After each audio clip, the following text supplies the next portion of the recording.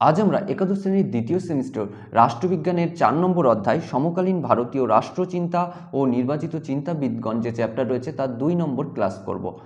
আজকের মূল বিষয় হচ্ছে বিবেকানন্দের রাষ্ট্রচিন্তা। ওকে, আগের দিনের ক্লাসে আমরা আলোচনা করেছিলাম গান্ধীজির রাষ্ট্রচিন্তা নিয়ে। সেই ক্লাসটা যারা এখনও দেখোনি গিয়ে দেখে নিও। ওকে, তো চলো শুরু করা যাক। শুরু করার আগে বলে রাখি, এখনও পর্যন্ত দ্য পলিটি গুরুর ফ্যামিলিতে যদি যুক্ত না হয়ে থাকো সাবস্ক্রাইব করে যুক্ত হয়ে যাও, আর বন্ধুদের কাছে শেয়ার করতে একদম ভুলো না। ওকে, তো আজকে কি থাকছে? চতুর্থ অধ্যায় সমকালীন ভারতীয় রাষ্ট্রচিন্তা নির্বাচিত চিন্তাবিদগণ। ওকে, দ্বিতীয় সেমিস্টার পার্ট 2 এবং মূল বিষয় হচ্ছে বিবেকানন্দের রাষ্ট্রচিন্তা। দেখো আজকে আমাদের আলোচনার বিষয় কি, তার আগে বলি এটা কে জানো? এটা হচ্ছে স্বামী বিবেকানন্দ। ঠিক আছে, বিলে কেন বিলে বললাম সেটাও বলবো আমি। দেখো আজকে আমাদের গল্পের বিষয় হচ্ছে বিবেকানন্দের নিয়ে প্রথমে কিছু কথা বলবো। কেন আমরা তার নিয়ে কথা বলবো সরাসরি, কেন রাষ্ট্রচিন্তা নিয়ে কথা বলবো না, তার পাস্টের সম্বন্ধে, তার যে জীবন ছোট থেকে তিনি কিভাবে বড় হয়েছেন সেই জিনিসগুলোকে আমরা একবার বেসিক দেখে নেব। কারণ কারো চিন্তাভাবনা আমাকে ভালো মতো বুঝতে গেলে তার জীবন সম্পর্কে জানতে হবে, তার চিন্তাভাবনা কিভাবে তৈরি হয়, তাই না? নেক্সট আমরা দেখব চিন্তাধারার পটভূমি ও বিকাশ, মানে তার চিন্তাধারায় কাদের কাদের প্রভাব ছিল, কিভাবে বিকাশ লাভ করলো। দেখো তোমার বর্তমানে যা চিন্তা, আজ থেকে 10 বছর পর সেই চিন্তাভাবনা থাকবে না। তোমার ছোটবেলায় যেই চিন্তাভাবনা ছিল সেটা বর্তমানে নেই, মানে পরিবর্তন হতে থাকে। এবং কেন? সমাজের বিভিন্ন প্রভাব পড়ে তোমার উপরে, তাই না? সে ঠিক তেমনই তার উপরেও পড়েছে, সেই রকমভাবে তার চিন্তাভাবনার পরিবর্তন হয়েছে। ওকে, সেগুলোই আমরা দেখব। আর কি দেখব? সামাজিক ও রাজনৈতিক সংস্কার। রাজনৈতিক ক্ষেত্রে এবং সামাজিক ক্ষেত্রে তার কি কি সংস্কারের, মানে তিনি কি কি সংস্কার করেছেন সেই জিনিসগুলো দেখব। এছাড়া বিবেকানন্দের মতে ভারতীয়দের অবনতির কারণ কি এবং তার সমাধান কি সেটাও তিনি বলেছেন, সেটাও দেখব। এরপরে দেখব মার্ক্সীয় দর্শন ও বিবেকানন্দের দর্শনের তুলনামূলক আলোচনা। অর্থাৎ মার্ক্সবাদী যে দর্শন ছিল, মার্ক্সবাদীরা যা ভাবতো তার সঙ্গে এনার পার্থক্য কি। ঠিক আছে, এই জিনিসটা দেখব। আরেকটা দেখব বিবেকানন্দের সামাজিক ও রাজনৈতিক যে সংস্কার রয়েছে তার প্রাসঙ্গিকতা, বর্তমান সময়ে কি দরকার সেই তার চিন্তাভাবনা, সেগুলোও আমরা দেখব। ওকে, প্রথমেই আমরা চলে যাই বিবেকানন্দের নিয়ে কিছু কথা বলি। ওকে, দেখো 12ই জানুয়ারি 1863 সালে কলকাতার একটি কায়স্থ পরিবারে উনি জন্মগ্রহণ করেন। উনি এক ধনী পরিবারের লোক ছিলেন, ঠিক আছে, ব্যক্তি ছিলেন। তার বাবা মা ভালো, অর্থনৈতিক দিক থেকে ঠিকঠাক ছিলেন। ঠিক আছে, তার পরিবার, দেখো তার বাবার নাম ছিল বিশ্বনাথ দত্ত, যিনি কলকাতা হাইকোর্টের একজন উকিল ছিলেন এবং সঙ্গে তার মেন্টালিটি ছিল মডার্ন। মানে সেই সময় কি হতো, নর্মালি বাবা, মানে ভারতীয়দের ক্ষেত্রে যে একটু ধার্মিক হবে, তাই না, এইরকম চিন্তাভাবনাই থাকবে। এবং তারা মডার্ন চিন্তাভাবনা করবে না যে না এই এই এই, মানে বোঝাতে পারছি আশা করি। কিন্তু তার চিন্তাভাবনা সেই সময় মডার্ন ছিল তার বাবার। এবং তার মা ছিল ভুবনেশ্বরী দেবী। দেখো ভুবনেশ্বরী দেবী ইনি একজন আমরা বলতে পারি ধর্মপরায়ণ ব্যক্তিত্ব। ওকে, তার মা ছিল ধর্মপরায়ণ মহিলা। ওকে, এই যে ওনার মায়ের ছবি, আমরা তার বাবার ছবি পাইনি খুঁজে, পুরো গুগল খুঁজেছি, অনেকটাই খুঁজেছি, প্রায় 10-20 মিনিট ধরে পাইনি। ওকে, এবং তার আসল নাম ছিল নরেন্দ্রনাথ দত্ত। ঠিক আছে, তার অ্যাকচুয়াল নাম, আমরা তো বিবেকানন্দ, স্বামী বিবেকানন্দ বলে চিনি, কিন্তু তার অ্যাকচুয়াল নাম ছিল নরেন্দ্রনাথ দত্ত। ওকে, তিনি কলকাতাতে জন্ম নিয়ে বাঙালি ছিলেন। ওকে, এটা তো তোমরা বোঝো। আর ওই যে বললাম না, বিলে কথাটা আমরা প্রথমে উচ্চারণ করলাম। দেখো বিলে কেন বলেছিলাম যে তার ডাক নাম ছিল বিলে। ওকে, দেখো এই যে তার বাবা মায়ের মেন্টালিটি কিছুটা আলাদা, একজন ধর্মপরায়ণ আর একজন একটু মডার্ন টাইপের, এর প্রভাব স্বামী বিবেকানন্দের ওপরে ছিল। ঠিক আছে, এবং তার শিক্ষা জীবন মেট্রোপলিটন ইনস্টিটিউশনে 8 বছর বয়সে তার প্রাথমিক শিক্ষা শেষ করে। এই যে আমরা বলতে পারি যে বর্তমান যে ঈশ্বরচন্দ্র বিদ্যাসাগর যে স্কুল রয়েছে সেই স্কুল তখন মেট্রোপলিটন ইনস্টিটিউশন নাম ছিল। এবং পরবর্তীতে উনি প্রেসিডেন্সি ও স্কটিশ চার্চ কলেজ থেকে তার গ্র্যাজুয়েট পাস করে। ওকে, এবং তিনি একরকম এই যে কলেজগুলো একটু মানে খোলা মানসিকতার ছিল, কোশ্চেন করতে দিত খুব সহজে, এক কথায় ছাত্রদের স্বাধীনভাবে ভাবার পারমিশন দিত। ঠিক আছে, তো সেই রকম তিনিও একটু চিন্তাভাবনা একটু অন্যরকম হয়ে যায়, যুক্তিবাদী হয়ে যায় বেশি। ঠিক আছে, সেই জিনিসগুলো আমরা ওই পরের পয়েন্টে দেখছি। এবং তার আধ্যাত্মিক পথ শুরু হয় 1881-তে রামকৃষ্ণ পরমহংস দেবের সঙ্গে তিনি যখন প্রথম মিট করেন। ওকে, এবং তিনি পরলোক গমন করেন 4ই জুলাই 1903। দেখো বলে রাখি যে এই যে স্বামী বিবেকানন্দ অ্যাকচুয়ালি প্রচুর পরিমাণে দুরন্ত ছিলেন, মানে ছোটবেলায়। মানে তোমাদের পাড়ায় যে সব থেকে দুরন্ত ব্যক্তি বলতে আমরা সেই বাচ্চা ছেলেটাকে বোঝাচ্ছি, যে কিনা পুরো পাড়াটাকে পুরো মাথায় তুলে রাখে। মানে ওর জ্বালাতনে সবাই, মানে বুঝতেই পারছো, সেই রকম টাইপের। ওকে, তো যাই হোক, এবার আমরা পরের অংশে যাই। চিন্তাধারার পটভূমি ও বিকাশ, মানে তার চিন্তাভাবনা, এই যে তিনি বিভিন্ন দর্শন উপস্থাপন করেছেন আমাদের সামনে, তার এই যে চিন্তাভাবনাটা তৈরি হলো কিভাবে, এই জিনিসটা আমরা দেখব। দেখো, তার উপরে বেশ কিছু মানুষের প্রভাব ছিল। কিছু ভারতীয় মানুষের প্রভাব ছিল, আর কিছু পাশ্চাত্য দেশের মানুষের প্রভাব ছিল। যেই রকম আমরা ইমানুয়েল কান্টের কথা বলতে পারি, তার উপরে ইমানুয়েল কান্টের প্রভাব ছিল, জে.এস. মিলের প্রভাব ছিল, চার্লস ডারউইনের প্রভাব ছিল, এছাড়া প্রভাব ছিল হচ্ছে হারবার্ট স্পেন্সারের। ওকে, দেখো হারবার্ট স্পেন্সারের প্রভাব ওনার উপরে অনেক বেশি ছিল। এর জন্য তিনি কি করেছিলেন, হারবার্ট স্পেন্সারের বিখ্যাত গ্রন্থ এডুকেশন, এই বইটাকেই তিনি বাংলায় অনুবাদ করে দেন এবং নাম রাখেন শিক্ষা। এটা হচ্ছে পাশ্চাত্য দেশের কিছু দার্শনিকের প্রভাব। ঠিক আছে, উনি পড়াশোনায় যথেষ্ট ভালো ছিলেন। এবং আমাদের দেশের প্রভাব ছিল কার, রামমোহন রায়। ঠিক আছে, রামমোহন রায়ের প্রভাব ওনার উপরে অনেক পড়েছিল। যেরকম রামমোহন রায় কি করেছিল, যে ব্রহ্ম সমাজ গঠন করেছিল, তাই না? এবং ব্রহ্ম সমাজের মূল চিন্তাভাবনা কি ছিল, যে ধর্ম সংস্কারের ব্যাপারটা আসছে, আর একেশ্বরবাদী ধারণা। ইনি যখন প্রেসিডেন্সি কলেজে ভর্তি হন, তারপর থেকে প্রেসিডেন্সি কলেজে যে কারা ছিল, ওই যে ডিরোজিও ছিল না, না নববঙ্গ আন্দোলনের যে হিরো, তার দ্বারা প্রভাবিত হয় কিছুটা। ঠিক আছে, তারপরে হচ্ছে রবি ঠাকুরেরও কিছুটা চিন্তা ভাবনা মিল আমরা পাই রবি ঠাকুরের মতো। ঠিক আছে, যে মানবতাবাদী। আরো একটা কথা বলে দিই, এই যে আমরা রাষ্ট্র দর্শন পড়ছি, মানে ইনি যে কোনো পার্টিকুলার রাষ্ট্র দর্শন দিয়েছেন এমন নয়, ইনি একরকম বলতে পারো অ্যাক্সিডেন্টলি মানে দিয়ে ফেলেছেন, এরকম একটা ব্যাপার। তার তত্ত্বটা আমরা রাষ্ট্রবিজ্ঞানে পড়ছি, রাজনীতিতে পড়ছি, রাজনীতিতে মানার চেষ্টা করছি। অ্যাক্সিডেন্টলি উনি দিতে চাননি, কিন্তু হয়ে গেছে। বোঝাতে পারছি? দেখো, উনি একেশ্বরবাদ দের মানে সাপোর্ট করেছেন, মানে একজন ঈশ্বর। তারপরে নব্য বেদান্তের যে ব্যাপারটা, একরকম এই যে রামমোহন রায়ের অনেক প্রভাব আমরা দেখতে পাই কার উপরে, এই স্বামী বিবেকানন্দের উপরে। ঠিক আছে, পরবর্তীতে এই যখন ব্রহ্ম সমাজের সঙ্গে উনি মিট করেন, তারপরে নব্যবঙ্গ যে আন্দোলন বা নব্যবঙ্গ গোষ্ঠী, তার সঙ্গে যখন তিনি মেশেন তাদের সঙ্গে, ঠিক আছে, তখন তিনি মানে তার চিন্তা ভাবনাটা ঠিক এমন হয়ে যায়, অনেক যুক্তিবাদী। উনি কোনো যুক্তি ছাড়া কথা বলবেন না, কোনো যুক্তি ছাড়া কিছু মানবেন না। ঠিক আছে, আমরা অনেকটা সেই নাস্তিক হয়ে গেলে যেমন হয় না, ঠিক অমন, যে গড নেই, সৃষ্টিকর্তা নেই। ইভেন ইনিও বলেছিলেন যে না, গড আছে, তার প্রমাণ কি? কিন্তু পরবর্তীতে আমরা দেখতে পাই তার মধ্যে ধর্মের একটা প্রভাব অনেক আসে। সেটা কার জন্য আসে? তার যে গুরু, সেটা হচ্ছে রামকৃষ্ণ পরমহংসদেব, তার জন্য। ঠিক আছে, তিনি দক্ষিণেশ্বরে একটা কালী মন্দিরে থাকতেন, এবং গিয়ে তার সঙ্গে দেখা করেন বিবেকানন্দ বেশ কিছু ঘটনার হওয়ার পরে।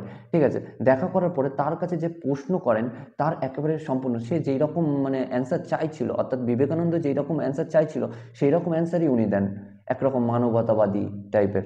ঠিক আছে, এবং অহিংসাবাদী টাইপের, অসাম্প্রদায়িক, অর্থাৎ সম্প্রদায়ের মধ্যে কোনো ভেদাভেদ থাকবে না, এরকম কোনো ধর্মের ভেদাভেদ নেই। ওই যে পরমহংসদেব যেরকম বলেছিল না, যে যত মত তত পথ, এই যে ধারণাটা, এটা কিন্তু বিবেকানন্দের মধ্যে অনেক দেখা যায়। ওই বলে না, গুরু যেমন হবে শিষ্যও তেমন হবে, তাই না? ঠিক একরকম রামকৃষ্ণের একরকম আদর্শ স্টুডেন্ট ছিলেন এই আমাদের স্বামী বিবেকানন্দ।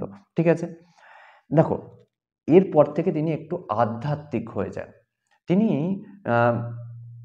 যত কিছু করেন মানুষের জন্য করেন।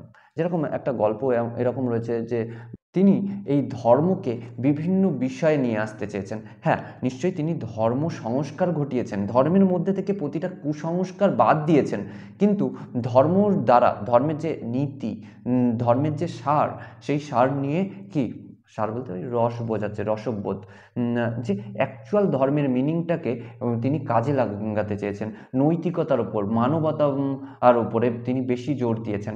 ওই যে বললাম না, একটা গল্প এরকম রয়েছে যে একবার গোরক্ষকারী যে সংস্থা, সেই সংস্থার একজন লোক এসেছে এই বিবেকানন্দের কাছ থেকে মানে ডোনেশন নিতে। এখন তিনি তাকে জিজ্ঞাসা করছেন যে তোমরা কি করো? তখন বললো যে আমরা গরুদেরকে রক্ষা করি।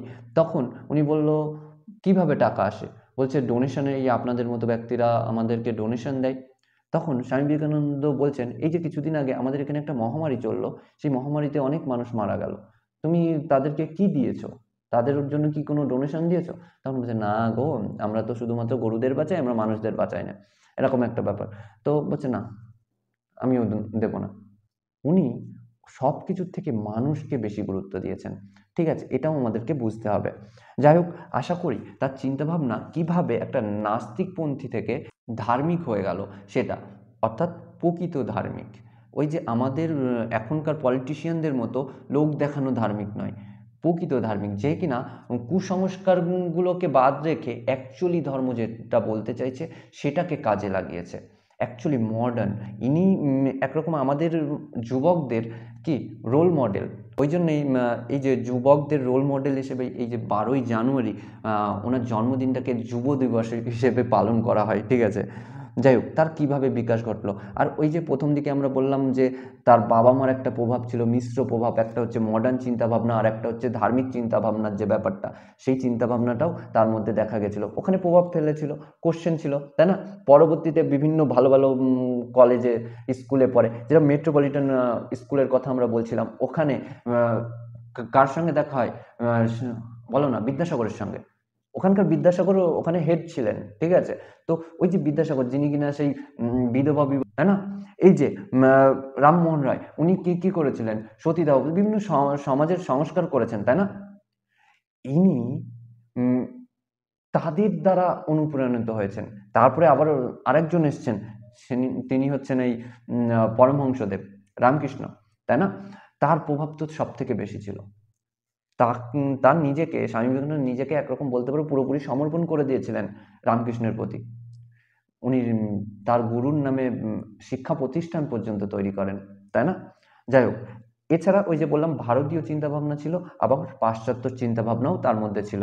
ক্লিয়ার হলো কিভাবে তার চিন্তাভাবনার পরিবর্তন হলো? এবার আমরা নেক্সট পার্টে যাই। দেখো, তার যে সামাজিক এবং রাজনৈতিক সংস্কার ছিল, সেই সামাজিক এবং রাজনৈতিক সংস্কার নিয়ে আমরা এবার একটু দেখব। যেরকম সামাজিক সংস্কারের মধ্যে কি ছিল? দারিদ্র্য মুক্ত ভারত। দেখো, বলছে ভারতে সমতা বজায় রাখার যে ব্যাপারটা আসবে, ভারতে তিনি একরকম স্বাধীনতার উপরে গুরুত্ব দিতেন। ঠিক আছে, সাম্যের উপরে গুরুত্ব দিতেন, ন্যায় বিচারের উপরে গুরুত্ব দিতেন। এগুলো তিনি বলছেন তখনই হবে যখন দারিদ্র্য কমানো যাবে। ভারতবর্ষে এই যে অসাম্য তৈরি হয়ে রয়েছে, এটা তখনই কাটানো যাবে যখন তিনি দারিদ্র্য মুক্ত ভারত তৈরি করা যাবে। ঠিক আছে, এই নিয়ে একটা গল্প আছে যে তার বাবা একবার কি করতো, আমরা বলতে পারি এই দারিদ্র্য মুক্তর যে ব্যাপারটা, সেটা তার বাবার থেকে পাওয়া অনেকটা, সবাইকার রয়েছে, আমরা বলতে পারি। কেন? এই নিয়ে একটা গল্প রয়েছে যে তার বাবা প্রতিদিন একজন ভিক্ষুককে মানে টাকা দিতেন। তিনি একদিন জিজ্ঞাসা করেন বিবেকানন্দ যে কেন টাকা দাও? ও তো মদ গাঁজা খেতেও পারে, তাই না?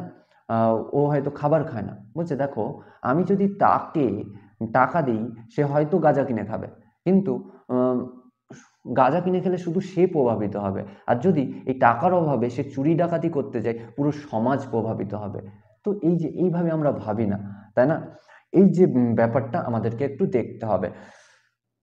তো ইনি এই যে দরিদ্রমুক্ত একটা সমাজ গঠন করতে চেয়েছিলেন, ভারত গঠন করতে চেয়েছিলেন, এবং বলেছে এই আমাদের ভারতবর্ষে এই দরিদ্র শ্রেণী রয়েছে এই কারণে যে এখানে কাস্ট সিস্টেম রয়েছে, এখানে ব্রাহ্মণবাদী প্রভাব অনেক রয়েছে, যে ব্রাহ্মণরা উঁচু জাতি আর অন্যরা নিচু। ঠিক আছে, তারপরে শিক্ষার অভাব, তারপরে যে বিদেশি অর্থাৎ পশ্চিমী যে লোকজন, ইংরেজ, তারা যে এখানে উপনিবেশ তৈরি করেছে, সেই সেই প্রভাব, তার জন্যই অ্যাকচুয়ালি এখানে এত দরিদ্র মানুষ রয়েছে।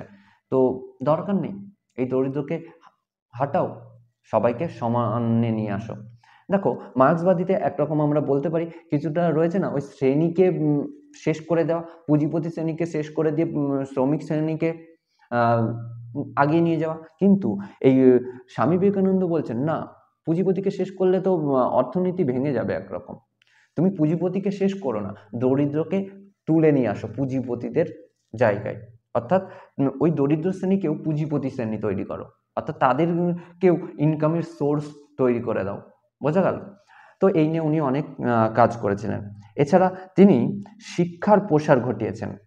ইনি মনে করতেন যে এই যে আমাদের ভারতবর্ষের উন্নতির জন্য যেটা সব থেকে বেশি কার্যকর, মানে যেটা সব থেকে বেশি দরকার, সেটা হচ্ছে শিক্ষা। শিক্ষা ছাড়া এই ভারতবর্ষের উন্নতি সম্ভব নয়, মানুষের মনে উন্নতি সম্ভব নয়। দেখো, যখন এই উন্নতি ঘটবে তখনই কিন্তু অ্যাকচুয়ালি সমস্ত প্রবলেম সলভ হবে, কুসংস্কার সলভ হবে। মানুষ কুসংস্কার মানবে না।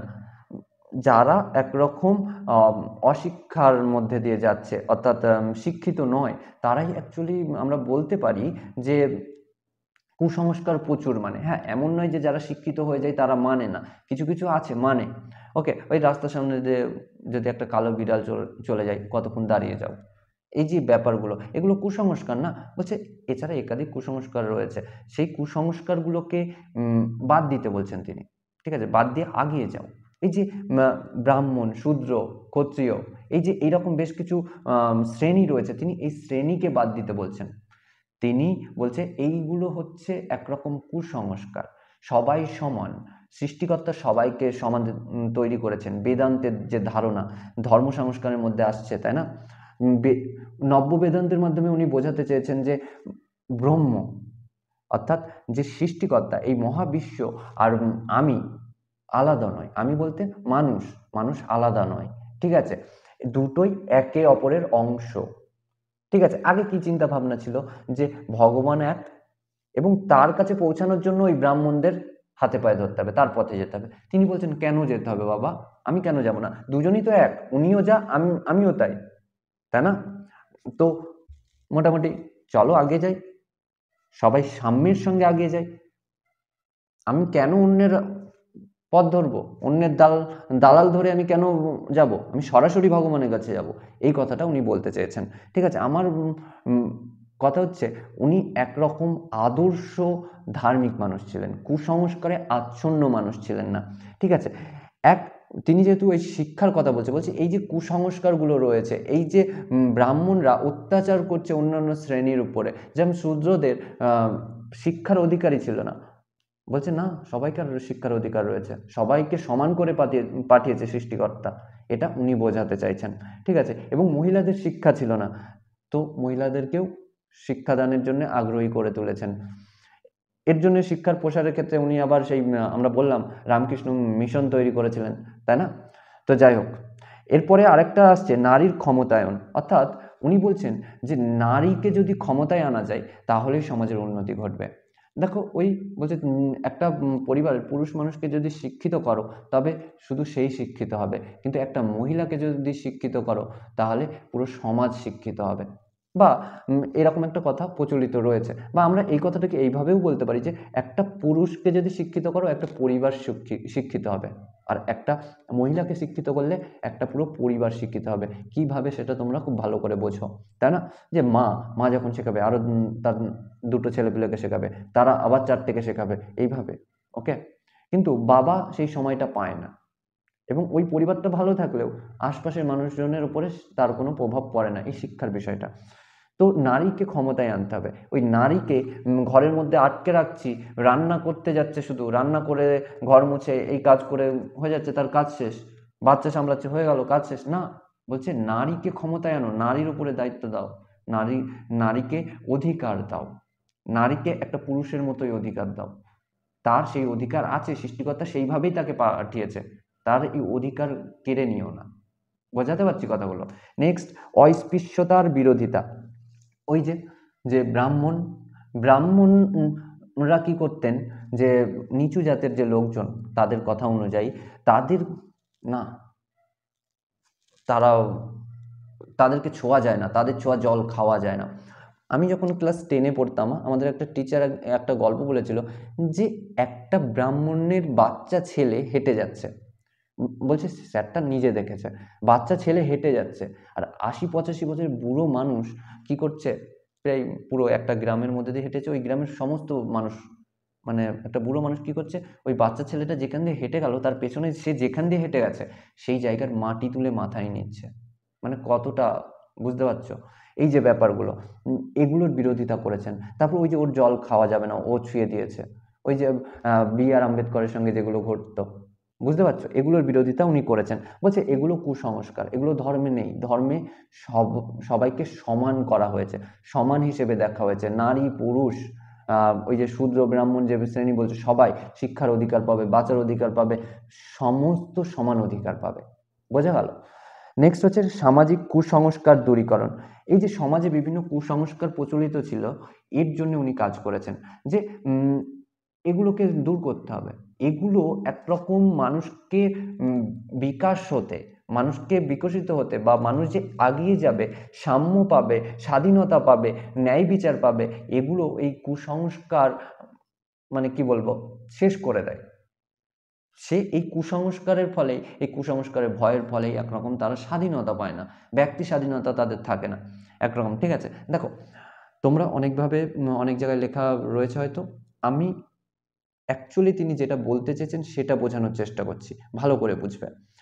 ওকে, সামাজিক ক্ষমতা প্রতিষ্ঠা।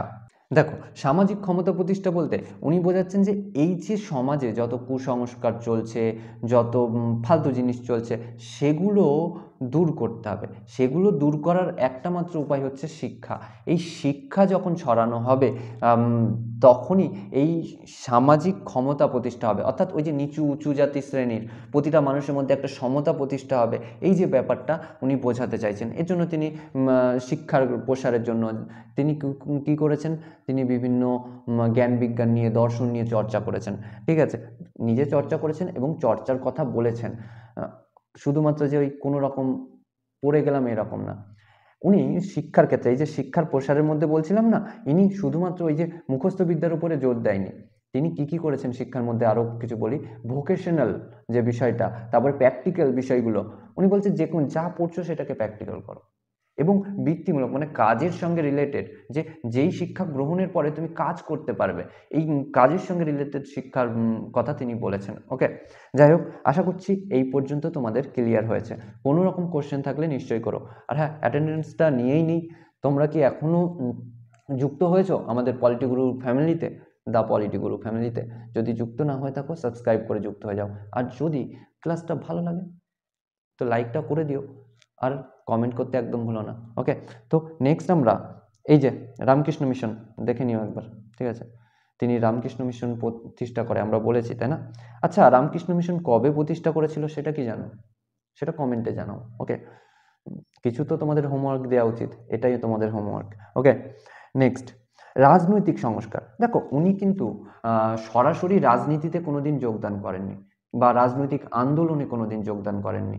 তারপরেও তার যে দর্শন, তার যে ফিলোসফি, সেই ফিলোসফির মাধ্যমে তার বেশ কিছু চিন্তাভাবনা উঠে এসছে, যেগুলো বর্তমান সময়ে এবং সেই সময় বেশ কাজে লেগেছে।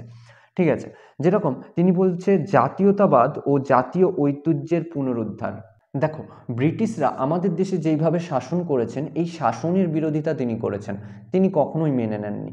বলছে যে বিশ্ব ভ্রাতৃত্ববোধ আমাদের মধ্যে গড়ে তুলতে হবে, বিশ্বজনীনতা, ঠিক আছে, সবাই ভাই ভাই এরকম।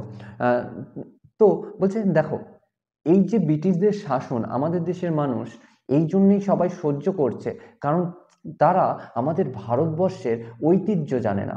তো এই যে আমাদের ভারতবর্ষের যে একটা গৌরবময় ঐতিহ্য রয়েছে, সেই ঐতিহ্যকে তাদের জানতে হবে। তারা যদি জানে সেই জিনিসটা, তবে তারা এই যে তাদের অত্যাচার আর মেনে নেবে না। তো আমাদেরকে সেই পুরনো ঐতিহ্য ফিরিয়ে আনতে হবে, ইনি সেটা বলছেন। ঠিক আছে, এই যদি আমরা সেই পুরনো ঐতিহ্যকে ফিরিয়ে আনতে পারি, তবে ভারতীয় জনগণের মধ্যে একটা ঐক্যবোধ সৃষ্টি হবে। ঠিক আছে, জাতীয়তাবাদের সৃষ্টি হবে। ক্লিয়ার? নেক্সট হচ্ছে জাতীয় পুনরুজ্জীবন। দেখো এই যে স্বামী বিবেকানন্দ একটা জিনিস মনে করতেন, যে ভারতে জাতীয় পুনরুজ্জীবন ঘটানোর জন্য ভারতবর্ষে যে ঐতিহ্য রয়েছে আর সংস্কৃতি রয়েছে, গৌরবময় ঐতিহ্য সংস্কৃতি, এগুলোর পুনরুজ্জীবন ঘটাতে হবে। আর ভারতীয় মানুষের মনে সবথেকে বেশি যেটা প্রভাব ফেলে সেটা হচ্ছে ধর্ম। তো এই ধর্মটাকে কাজে লাগাতে হবে। কি জন্য? তাদের পুনরুদ্ধারের জন্য, তাদের মুক্তির জন্য, ঠিক আছে। এবং তিনি কোন ধর্মের কথা বলেছেন? কুসংস্কার মুক্ত ধর্মের কথা, ঠিক আছে। উনি কোনো একটা পার্টিকুলার ধর্মকে খুব বড় করে দেখিয়েছেন এই নয়, ঠিক আছে। আমরা দেখতে পাই যে হিন্দু ধর্মটাকে আমরা দেখতে পাই, কিন্তু এর সঙ্গে তিনি সৌভ্রাতৃত্ববোধের কথা বলেছেন, তিনি সবাইকে ভাই ভাই ভাই বলেছেন, তিনি বিভিন্ন ধর্মকে বলেছেন সবাই সমান। এগুলো বিভিন্ন পথ, যেহেতু তিনি রামকৃষ্ণের কি শিষ্য ছিলেন, তাই না? রামকৃষ্ণদেব কি বলে, যত মত তত পথ, যে কোনো পথ দিয়ে যেতে পারো তুমি, কিন্তু গিয়ে পৌঁছাবে সেই এক জায়গাতেই। বোঝা গেল? তো কেউ কারো হিংসা করো না। এখন অনেকে বলবে এই তো মানে বিবেকানন্দ তো ধর্মের কথা বলেছে রাজনীতিতে, তিনি রাজনীতির সঙ্গে মেলাতে চাইনি, কিছু কিছু ক্ষেত্রে বলেছেন। মানে কোনো একজন পার্টিকুলার নেতা আমাদের বর্তমান সময়ে ঠিক করছে না। বর্তমানে যেটা হচ্ছে সেটা হচ্ছে কুসংস্কার যুক্ত ধর্ম নিয়ে খেলা করছে, আর তিনি কুসংস্কার মুক্ত ধর্মের কথা বলেছেন, যেটাই অ্যাকচুয়ালি আদর্শ। ক্লিয়ার? নেক্সট, আদর্শ রাষ্ট্রের স্বপ্ন বলছে তিনি এমন একটা স্বপ্ন দেখতেন যেখানে এই যে ধর্মীয় নৈতিকতার যে ব্যাপারগুলো, যে ধর্ম যে নৈতিক গুণ মানুষের মধ্যে ভরে দেয়, সেই গুণ নিয়ে একটা পুরো সমাজ, একটা পুরো রাষ্ট্র তৈরি হবে, যেখানে মারপিট হানাহানি কিছু নেই, সবাই সৎ, সবাই জান্নাতি, ঠিক আছে। এই যে ব্যাপারটা, সবাই স্বর্গবাসী, এই ব্যাপারটার কথা বলেছেন, ঠিক আছে। উনি বলছেন এটা একরকম আধ্যাত্মিক হবে রাষ্ট্রটা, ওকে, আধ্যাত্মিক প্রকৃতির, মানুষের মনে শান্তি থাকবে এই রাষ্ট্রের জন্য, ঠিক আছে। ইনি পুরোপুরি রাষ্ট্র বলছে, রাষ্ট্র তখনই হস্তক্ষেপ একবারে শেষ পর্যায়ে, যখন কিছু করার নেই, এরকম একটা সিচুয়েশনে তিনি রাষ্ট্রের কথা বলেন। যাই হোক, রাজনীতিতে ধর্মের প্রভাব, দেখো উনি বেশিরভাগ সময় ধর্মকে আর রাজনীতিকে আলাদা করেছেন, কিন্তু তিনি কিছু ক্ষেত্রে এমনভাবে উল্লেখ করেছেন যে রাজনীতিতে ধর্ম কোন ক্ষেত্রে থাকবে, নৈতিকতার ক্ষেত্রে, মানে শান্তি প্রয়োগের ক্ষেত্রে, বিশ্ব ভ্রাতৃত্ববোধের ক্ষেত্রে, ঠিক আছে। এই ব্যাপারটা উনি বোঝাতে চেয়েছেন। ক্লিয়ার? নেক্সট হচ্ছে আধ্যাত্মিক মানবতা, বলছে উনি মানবতার উপরে বেশি গুরুত্ব দিচ্ছেন। বলছে এমন মানবতা হবে যে মানুষ সবার উপরে সত্য, ওই যে জীবের জীবের সেবা করতে হবে, তাই না? জীবকে সেবা করো, তবেই তুমি তার মধ্যে কি ব্রহ্মকে খুঁজে পাবে, ঠিক আছে।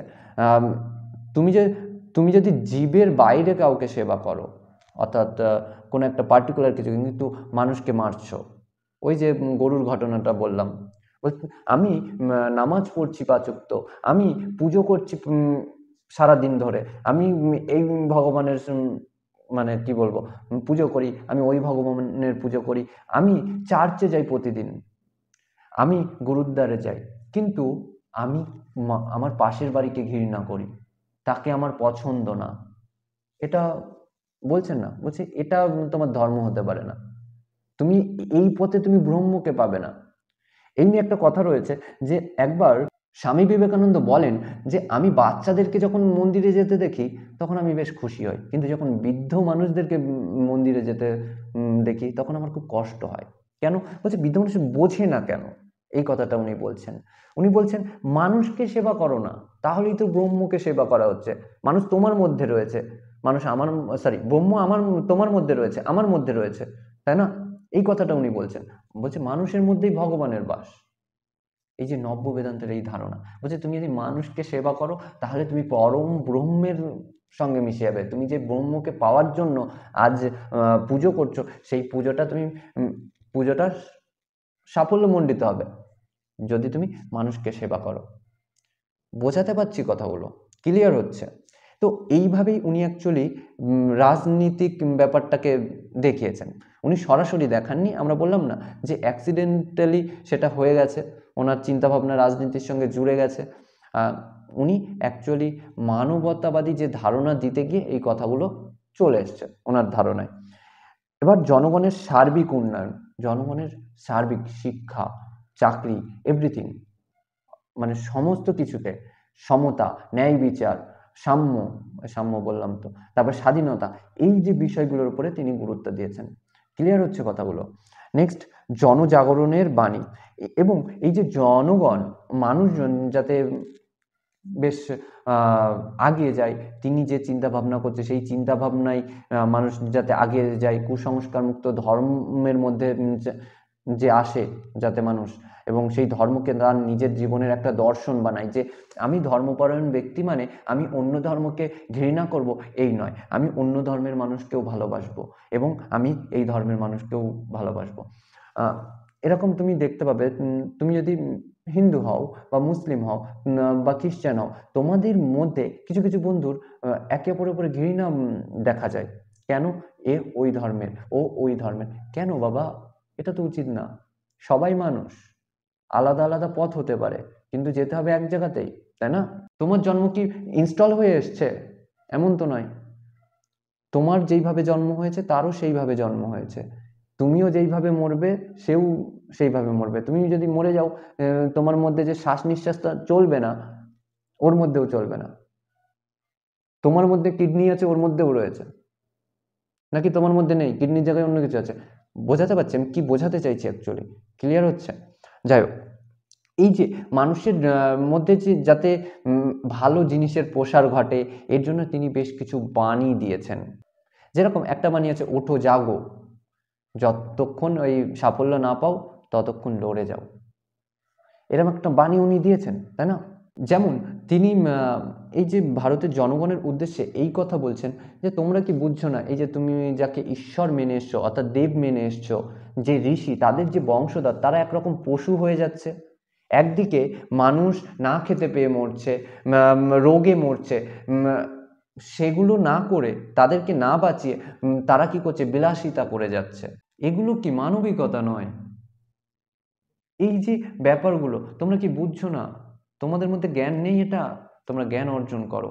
তোমরা ওই যে পশুত্বের মতো ব্যবহার করছে, যাদেরকে আমরা দেবতা ভেবে এসছি, যাদেরকে আমরা ঋষি ভেবে এসছি, তাদের বংশধররা, তারা একরকম পশু হয়ে গেছে। তোমরা এটা বুঝছো না, এই কথা উনি বলেন। ঠিক আছে, উনি ঠিক এইভাবে বলেন, আমি পড়ে শোনাচ্ছি কয়েক লাইন, ঠিক আছে? যেরকম বলছেন, তোমরা কি প্রাণে প্রাণে বুঝিতেছ যে কোটি কোটি দেব ও ঋষির বংশধর পশুপ্রায় হয়ে দাঁড়াইয়াছে? তোমরা কি প্রাণে প্রাণে অনুভব করিতেছ কোটি কোটি লোক অনাহারে মরিতেছে? কোটি কোটি লোক শত শতাব্দী ধরিয়া অর্ধাসনে কাটাইতেছে? তোমরা কি প্রাণে প্রাণে বুঝিতেছ অজ্ঞানের কৃষ্ণমেঘ সমগ্র ভারত গগনে আচ্ছন্ন করিয়াছে? তোমরা কি এ সকল ভাবিয়া অস্থির হইয়াছ?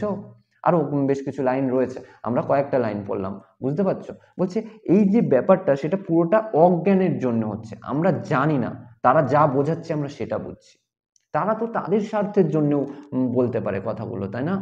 আমরা ধর্মগ্রন্থ রয়েছে তো, হিন্দু ধর্মের জন্য গীতা রয়েছে, বেদ রয়েছে, পড়ো। মুসলিমদের জন্য কোরআন রয়েছে, হাদিস রয়েছে, পড়ো। খ্রিস্টানদের জন্য বাইবেল রয়েছে, পড়ো।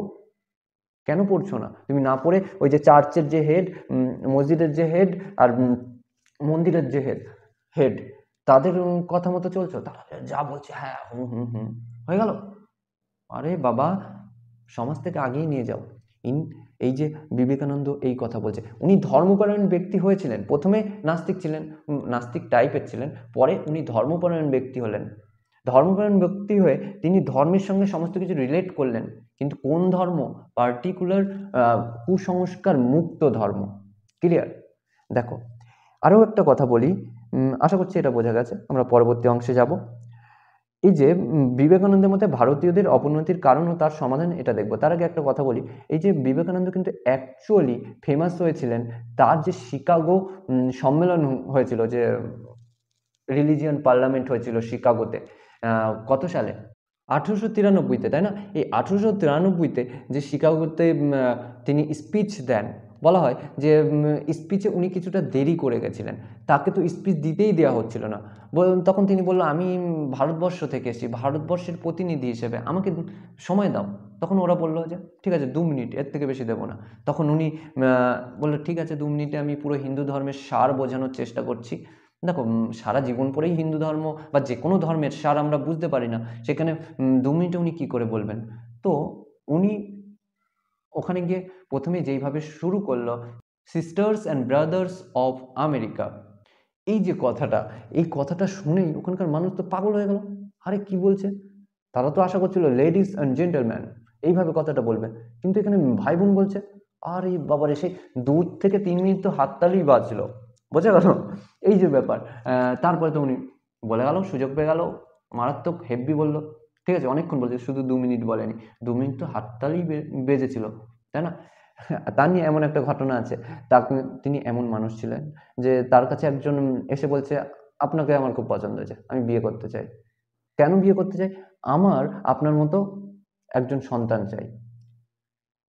তো তখন উনি স্বামী বিবেকানন্দ হয়ে গেছেন। তিনি নাম পরিবর্তন করে নিয়েছেন। ঠিক আছে, এই যে বলছে, দেখো আমি তো বিয়ে করতে পারবো না, আমাকে যখন পছন্দ এবং আমার মতো সন্তান যখন তুমি চাও, তো আমাকেই তুমি ছেলে বানিয়ে নাও না। মেয়েটা তো আরো আরো পাগল, হাই রে কি বলছে, সত্যিই তো।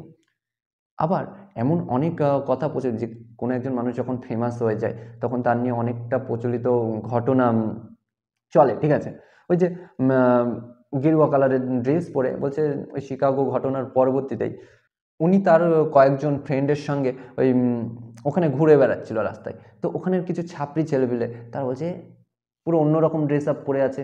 ওখানকার তো ওয়েস্টার্ন কালচারও অন্যরকম ড্রেস, আর এই মানে কি বলবো, যে গেরুয়া কালারের ড্রেস পরে উনি ঘুরে বেড়াচ্ছেন, মাথায় পাগড়ি, বোঝা যাচ্ছে এই যে বিষয়গুলো। হাই রে, তো একটু ঠাট্টা করার জন্য এসেছিল, বলছে এ কি ড্রেস পরেছো, ঠিক আছে। তখন উনি বলছেন, উনিও তো উত্তর দেবেন তাই না? উনি বলছেন যে, দেখো তোমাদের দেশে মানুষকে জেন্টালম্যান বানাই হচ্ছে টেলার, ওকে, দর্জি, কিন্তু আমাদের দেশে ব্যক্তির ব্যক্তিত্বই তাকে জেন্টালম্যান বানায়। এতে তো তারা আরো খুশি। মানে দেখো, এই ঘটনাটা হয়েছিল কিনা আমরা জানি না, বাট এরকম কথা প্রচলিত রয়েছে। যাই হোক, ইনি এইরকম লেভেলের মানুষ ছিলেন। ইনি মানবতাকে সব থেকে উঁচুতে রেখেছেন। ক্লিয়ার হচ্ছে কথাগুলো? মানবতাকে উঁচুতে রেখেছেন, বিশ্ব ভ্রাতৃত্ববোধ, এবং বলেছেন ধর্মকে কিন্তু উনি ছেড়ে দেননি, ধর্মকেও রেখেছেন। ধর্মকে কি করেছেন? বলছে কুসংস্কার মুক্ত করে ওটাকে মানুষের জীবনের উন্নতির জন্য, বোঝা গেল?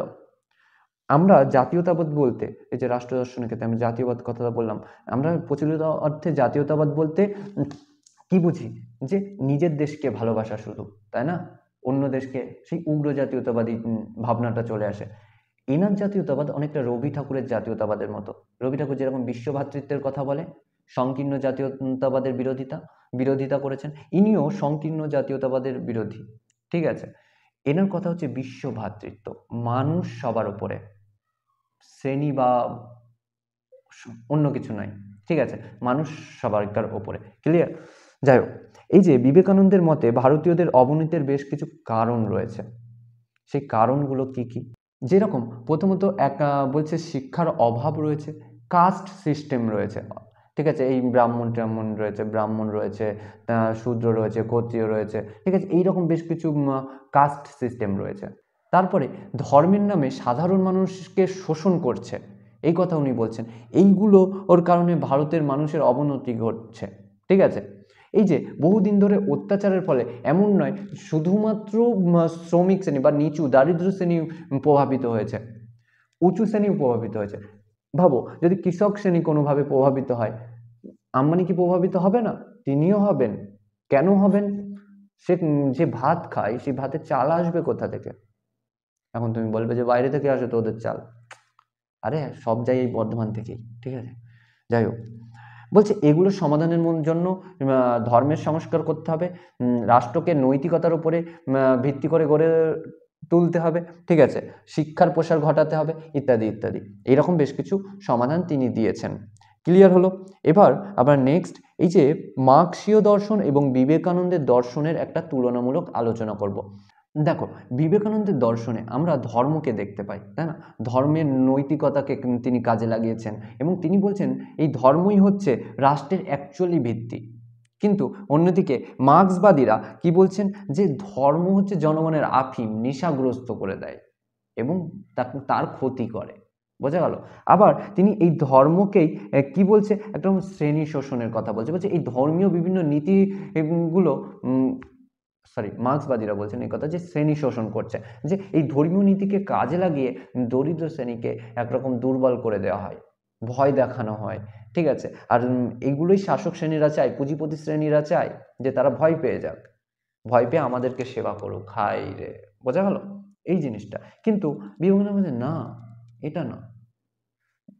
নৈতিকতাকে যখন আমরা কুসংস্কার মুক্ত করে দেবো, প্রতিটা মানুষের মধ্যে ধর্মীয় জ্ঞান থাকবে, তখন এরকম কিছু আর কেউ করতে পারবে না, ঠিক আছে। এছাড়া রাষ্ট্রকে মার্ক্সরা শ্রেণী শোষণের হাতিয়ার বলেছে এবং বলছে রাষ্ট্রে না থাকাই উচিত, রাষ্ট্র না থাকাই উচিত। কিন্তু বিবেকানন্দ বলছে না, রাষ্ট্র বিলুপ্ত করার দরকার নেই, রাষ্ট্র থাকুক একেবারে শেষে, কিন্তু তার প্রভাবটা একটু কম থাকুক। এই যে চিন্তা ভাবনাগুলো তিনি দেখিয়েছেন, ঠিক আছে। আমরা একরকম আমরা বলতে পারি মার্ক্সীয় ধারণাতে যা বলেছেন এনার ধারণা ঠিক বেশিরভাগ ক্ষেত্রেই উল্টো, ঠিক আছে।